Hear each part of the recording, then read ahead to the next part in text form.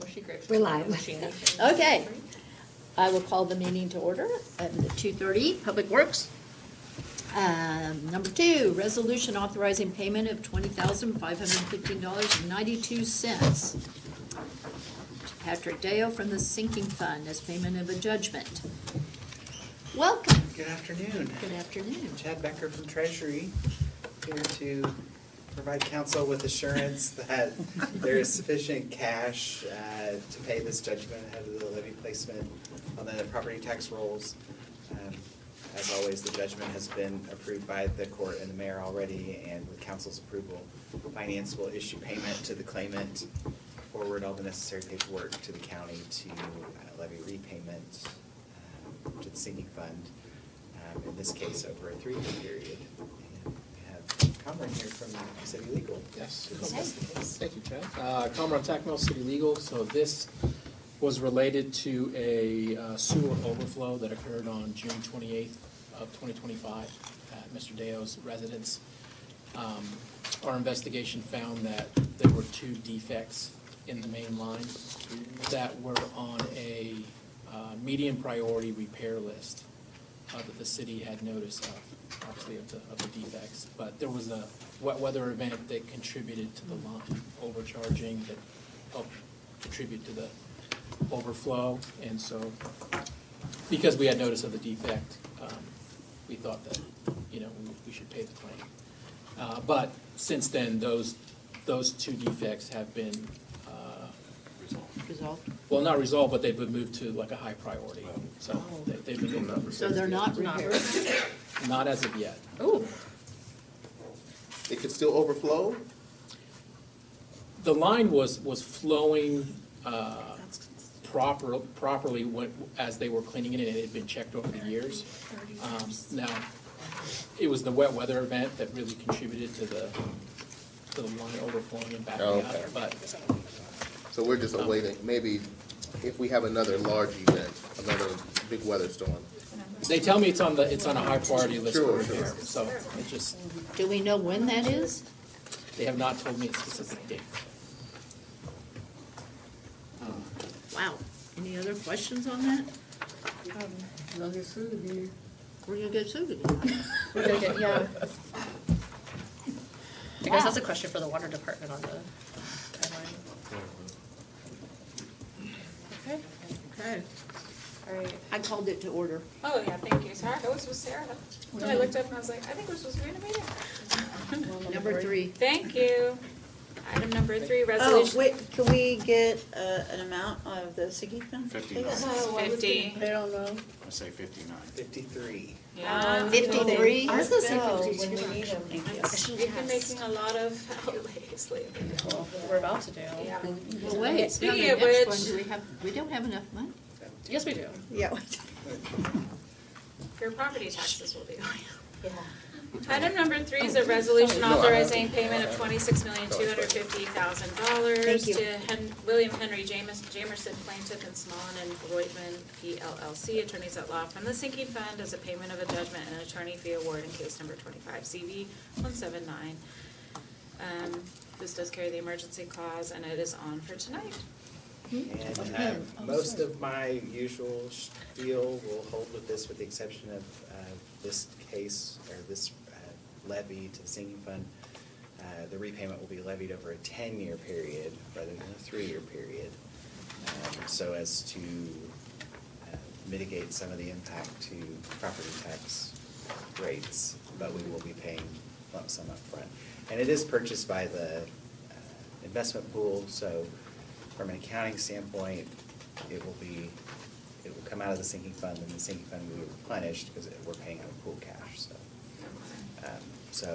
This will not impede our ability to meet our other debt obligations that are paid from the sinking fund as well. Okay, any discussion on this? I have a question for Jack. Is there something in policy or law that's like a minimum threshold in the sinking fund that needs to be maintained for the city? No, I mean, the finance department and treasury makes annual reports to the excise board on. But I mean, or Chad, is it like 50 million, so like, we have to do a thing? No, there's not. We generally, there's always fund balance at the end of the year, and because of the way that. Is there? There is. Because, without this, we would be going into, when I say end of the year, I mean end of the calendar year, because of the way that we get our large influx into the sinking fund in January, which is Okay, when 'cause most. they're on calendar. So we'll be getting another 54 million infusion into the sinking fund on the property tax payment calendar, and then another pretty sizable influx in April when those that pay their property tax in half increments. So, but we generally carry, anywhere from a $20 to $30 million fund balance over. In December? Yes. Okay. Okay, and, obviously this is like a historic outlay. From a policy standpoint, because we always ask this question, like, have policy changes been enacted so that what has caused this to transpire is, we're not at risk of it moving forward necessarily? We can't ask that. I can't ask that? We- I ask it every time we do a Yeah. settlement. know, we don't never get an answer.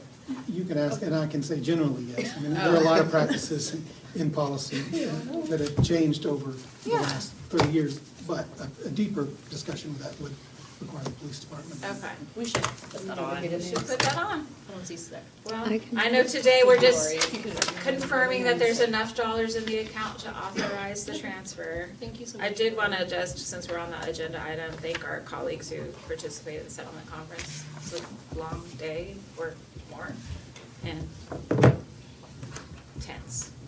So, thank you for your service in that capacity. Those are things that sometimes don't happen on a Wednesday, so, other duties as assigned. Item, thank you, Chad. Number 4 is an ordinance closing a certain portion of public way located at 1520 North Hartford Avenue, requested by Bailey Betts of Eller and Dietrich on behalf of the Tulsa Economic Development Corporation, situated between Pine Street to Greenwood Avenue, between Lot 4, Block 4, Lot 7, Block 5, and Dunbar Addition, with utilities scheduled to remain and an easement retained over the right-of-way. The requested closing is for future development in District 1. There's a public hearing tonight, and it'll go for action on the 17th. Hello, Mr. Zachary. Good afternoon, counselors. If you're all familiar with Moton Health, years ago, Greenwood was realigned where it lines up with the road on the opposite side of the street. And then the old Greenwood was kind of tagged as, well, that was Hartford, I guess, because that's the next alphabetical letter. So originally by plat, this was the old Greenwood Avenue where it came out on Pine. So as part of this, the city of Tulsa has been working with Jim and TEDC to make this road. They didn't want it to where if they need to in the future, if they need to close it off, it's not a public way, and they couldn't, because this goes right into their new parking lot as well as their old parking lot and facility. They haven't talked about gating it, but for them to have the control of it that they would like, we don't really need it on there. We are retaining easement over the entire roadway. There's a communications line in there, there's a water line in there that they've utilized. And it's just clean. It's gonna make them to have more control over that in case they need to do something in the future. So we went through everybody and we got no objections, and because the road was open, you're having a public hearing, and hopefully that will go smoothly. We haven't heard anything from anybody, and everybody has offered no objection to this. So we'd like to get this one off our street maintenance requirements. They're actually reworking some of that street with the development, and we're doing the part just out there in what's in the remaining part of the public right-of-way, just to kind of assist them in their redevelopment efforts. Counselor, have you had any input or things that we need to discuss about it? No, there's some confusion in the community that. Okay. Is everyone at this table aware of what GEM is with TEDC? Okay. So we may have some people on for tonight, but. Okay, well, There were some people that thought that y'all was closing Greenwood. Yeah, no. Deep Greenwood. Well, that was the problem, was by the plat of the old Dunbar, it was old Greenwood. It Can you was. pull that up? Can you roll that up? But the street is dead. It's like a driveway. Step street. Right, it doesn't even go into Pine anymore. Anymore. Right, and it really did help when that occurred, because it lined it up. That's just a distrust of government. But it doesn't say Greenwood on there now, it's Hartford, right? It is, right, it's Hartford now, but in, The plat. yeah, in the original plat it was, and it's a dead-end street. Okay. You can't even get to it unless you, It's not there it even is, a right there. street. It's a driveway. Yeah. So you see the new, right, that's the old road, and it dead ends right there. There's Right. grass, curb, sidewalk, all there along Pine. But Greenwood sweeps out, and it's nice and wide. Buses can make the turn and all that kind of stuff. So we're just closing that right there, that's right up next to their building. And I think it's gonna be an amenity for them, and it's gonna work out well for us as well. Are you or someone from your team gonna be there tonight for the public hearing, or, okay, I don't so, believe, we really haven't had Tulsa Housing up above. I mean, everybody's been on No, I'm board with talking this. about social media's constituents got a little have dust up. seen, someone found it, started sharing it on Facebook. And so I'm not Okay. talking about All right, property owners, I'm talking about citizens. Okay. People in the neighborhood that live, and there's some confusion on that, and I got the documentation, the backup materials, took a picture and sent it to one lady that mentioned it to me, and she was like, oh, okay, never mind, but she was planning to come. okay, And so there may be others. okay, well, And so they- it would be nice if someone from your department was there just to, but Okay. as soon as she saw the picture, she was like, oh, okay. 5 o'clock. So, It's item number 3, so hopefully you'll be, We will be We'll there. go fast. somebody, And you can have this same diagram. I think once they see it, everybody says, Yeah. oh, that Greenwood. and that's Yeah. not a good picture. Go to keep the going left down street. to the last two pictures in the document.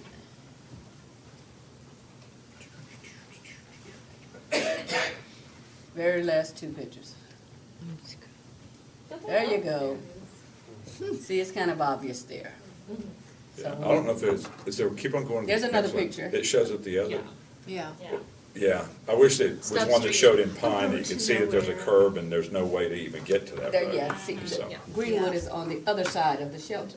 Right, Yeah, right. so, anyhow, we'll be there to answer any questions.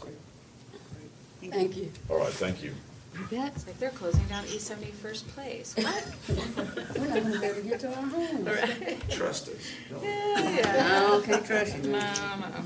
Item number 5, resolution adopting the November 2024 Cooley Creek Master Drainage Plan and changes to the City of Tulsa Regulatory Floodplain Map Atlas as the official City of Tulsa floodplain maps for those parts of Tulsa County lying within the City of Tulsa city limits, which maps supersede the previous Tulsa County and incorporated area floodplain maps for the City of Tulsa floodplain map atlas panels 31, 39, and 40, providing that copies of said maps be kept and filed in the office of the city clerk, making said maps available to the public at a reasonable charge, and setting an effective date. Should I read number 6 with that as well? They're actually, 3 separate items that. 6 and 7, okay. Yeah, We'll take one at a time. so item number 5, I'm Joan Gosvick, I'm Utility Planning Manager for the Water and Sewer Department. City of Tulsa has completed a new master drainage plan for Cooley Creek. It is dated, it was completed in November 2024. The public meeting for the master drainage plan was held in June 2025. We met with about 25 citizens regarding the master drainage plan. The action really adopts, so as we map out the FEMA regulatory floodplain is based on existing conditions, and the Tulsa regulatory floodplain is based on future conditions.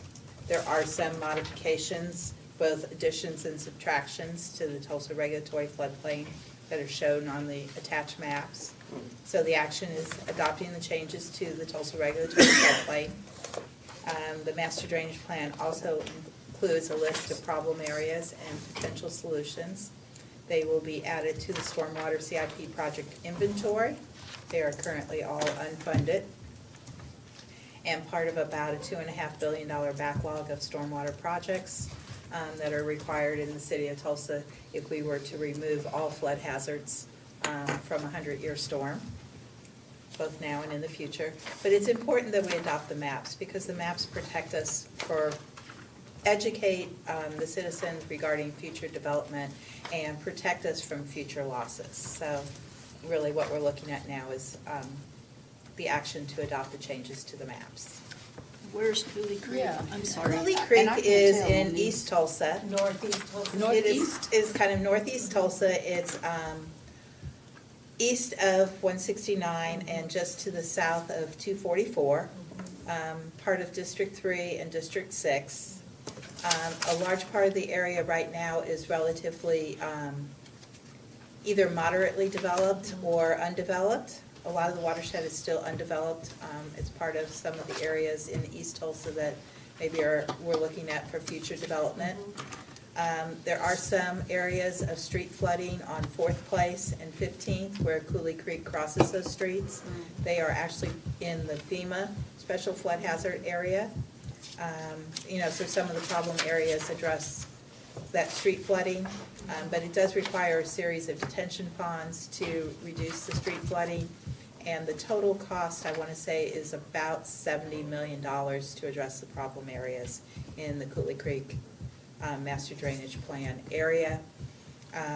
Those, as I said, we'll add it to the inventory. We use a risk-based approach to evaluate stormwater projects, and some of those things are sometimes addressed as part of future development, stormwater will have to be taken into account as future development occurs. Questions, comments? No, I really appreciate that. I think I've had some constituents that'll be really glad to hear about that, especially in the corridor of 11th Street and 145th-ish area. Yeah, we did have good participation, had some Yeah, some good. people at the public meeting that were pretty vocal Yeah. and pretty Were you interested. there? So we appreciate the participation and the interest, and hopefully as we, I know we don't have any short-term projects funded short-term, but hopefully we'll be able to, as we evaluate stormwater. The stormwater just has a huge backlog of potential projects, so it's hard to fund stormwater projects if there aren't grants available. Well, I know that with recent development that is on board for that area, it's going to be a bonus. So I appreciate that, thank you. Counselor Bengall? So Joan, mine's a really simple question. Were folks that were added in or taken out of the floodplain, were they notified? All of the folks in the drainage, in the drainage area were notified of the master drainage plan and invited to the public meeting. I don't know that we specifically notify, so they were all notified of the changes to the maps. We posted all of the information online, but I don't know that we specifically send out letters on any of our master drainage plans to properties that are either added or removed. It might be beneficial. The reason why I asked that question is because with the Tupelo Creek rehabilitation that was done recently, I had a property owner who said they were now added into the floodplain. So that's why I curiously asked that question. When people are added into that I would assume affect the necessity of carrying flood insurance. It can. So that's why I'm asking that question. If you've been added into the floodplain, right, or you've been removed, that may determine what your premiums might be. So that's why I'm asking that question. It's a very good question. I think it's something I need to take back. It would be good for us to. Beneficial for the residents. Because I got a resident who's now irritated because after we did the Tupelo Creek rehabilitation, now they're supposedly added in. Right. And now they're having to pay an increased premium on their homeowner's insurance for flood. And so. I will have my GIS team identify those addresses, and we Perfect. will put together a letter and the maps and. And even if we can and share send that. Yeah, and share that, and then we'll also, the revised information, we'll look and see if we can't get that posted on the website so that It people. really wasn't as easy as I said it was going to be. Well, even if they're taken out of the floodplain, if Yes. they do have the insurance. Right. And they keep paying it, Right. maybe they need to look at, changing their policy to save some money. That's right. Well, that's certainly an option, given where their proximity to the floodplain. Their insurance rates may just go down, the fact that they've been removed. But you have designations of risk within those We do. floodplains, right? Like it's an A, B, C, or D, if I remember correctly? Yeah, it's AE and X. Yeah, I can and, never remember but- what letters are used, but And then there's regulatory versus FEMA. These are changes to the Tulsa regulatory floodplain. But yeah, it can impact people on when they're remodeling or go Right. to get a permit of being in the Tulsa regulatory floodplain. Most homeowners would get notified on our annual notification, so if they get at it, but I think that's a good suggestion, that right, when and we the only do reason, these, that we if notify people are them. potentially looking at moving and selling that property, I feel like that's something you would need to disclose. Yes, we do. Right? Yes, I agree with you. We will facilitate that occurring. I have Anthony up, but I wanted to ask the question on this topic. Do we have a place on our website where people could go and just, when these updates are, like, just a PDF or something, like, these are the latest updates? I believe we do, but I will Okay. double check that. I am working towards making sure that, for like every public meeting, et cetera, that we have those Yeah. things posted too, so that anything that is very easily accessible. Well, and that way, for our purposes, your next town hall, you can kind of do a little, Yes. right? So I have Anthony Yeah. Dutton up here. It's kind of piggybacking on Councilor Dutton, because I'm trying to just through Google search master drainage plan Tulsa. I'm having some trouble with it, because I have a constituent, 81st and Elwood, who's telling me, oh, because of the work that you guys did, I'm out of the floodplain now. Can you give me a letter so that I'm So we do, our stormwater design staff Right. does floodplain determinations. All a constituent has to do is call the 311 and ask for a floodplain determination, and they will get essentially equivalent of that letter that will tell them what their elevation is, whether they're in or out, et cetera. So Okay. that is the easiest way for anyone in the city to get an official determination for their property. Okay. Now, but there are some people, if I'm understanding what's happening right now, there's some folks who are in a floodplain, but when we approve this and those maps are updated, they may be out. Right, so when you look at the maps that were attached, there's green areas on the map and there's orange areas. The orange areas represent increases. So in, say, Cooley Creek Zone 1, you could see that there's some orange areas and there are some commercial buildings that are being added into the floodplain. But there's also a green area and there's some buildings you could see under that are going to be removed from the floodplain. So as Councilor Bangler asked, if I'm going to notify them, is we can go and we can get addresses for all of these, for people that are in these changed areas and develop a letter and provide the Okay. map that will show them and the links to the online information, et cetera. let them mitigate their own risk. Well, it's just another layer of making sure that By they're insurance. aware. Yeah, By absolutely. insurance. Funny how Yeah. you zoomed right in. Yeah, Yeah. that's what I meant. Yeah, and flood insurance is available to, so, Some people will and some won't. That's true. yeah, it Jackie? is available. So- Oh, wait, hold on, she's still Okay. talking. I'm sorry. That's okay. I'm We didn't good. get the color copy that you Yeah, have. we don't have color Because we're copies. budgeting on ink apparently. Here. Which is good. Ink Yeah. printing's Brought- expensive. and Keep Yes, we one do. just for. So what I wanted Oh. to ask is, The digital copies are in color. yeah, that's Or good. this copy. And I've been told they have a very large set of paper this size to work through. Yes, we notice Public Works always has the big paper. Well, if I give you the little paper, you You'll be able to really can't see it. So what I wanted to ask had to do with being able to access information on site, online, as Counselor Dr. Wright had mentioned. Can that be broken down by zip code as well and possible neighborhoods? I mean, I wonder if that would accommodate people being able to look online themselves Well, one of with the, addresses. we do have an interactive stormwater viewer. Okay. And it allows people to put their address into Okay. that map. The GIS. And then it will zoom into their area. Okay, and it'll tell them the closest creek or Yes. reservoir. Okay. That's good to know. I didn't even know that myself, so thank you. Anything else on item 5? Okay, item 6 is a resolution adopting revisions to the September 12, 2024 City of Tulsa regulatory floodplain maps as the official maps of the regulatory floodplains of the City of Tulsa, Oklahoma, amending portions of previous City of Tulsa regulatory floodplain map panel 58, providing that copies of said maps be filed and kept in the office of the city clerk, and making said maps available to the public at a reasonable charge. 7's very similar to 8, if you want to. Okay.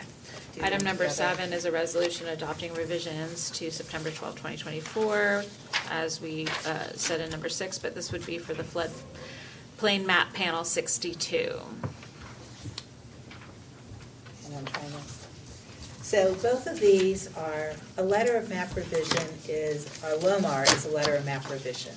That is a FEMA special flood hazard map action. So these are revisions to the FEMA maps. They have been through public notice, et cetera, by FEMA. City of Tulsa, as part of our National Flood Insurance Program, is required when FEMA revises their special flood hazard map to adopt those map revisions. So both of these actions are adopting the map revisions that were made by FEMA for these areas. One of them is, I believe it's item 6.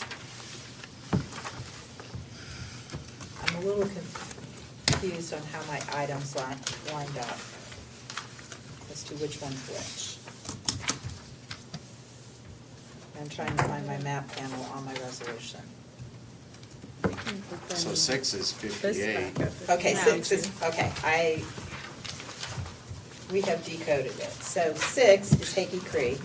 So it is a change approximately 1,850 feet downstream of New Orleans Street to approximately 150 feet downstream of the confluence with the East Branch of Hickey Creek. It is resulted from a roadway project on, I believe it's 91st East Avenue, The widening the widening. between Memorial and Mingo Mhm. in my district. And then the other one is About Fry Ditch $13 number million 2. Project over there. It is a revision of the Arkansas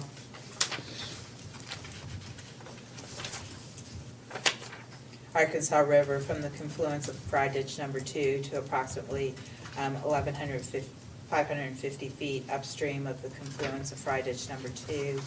So this one affects an area.